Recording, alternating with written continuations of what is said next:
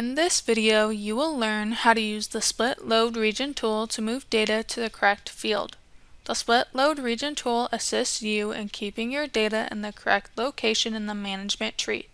The Split Load Region tool will split your datasets and the data contained in them into the correct fields based on set field boundaries.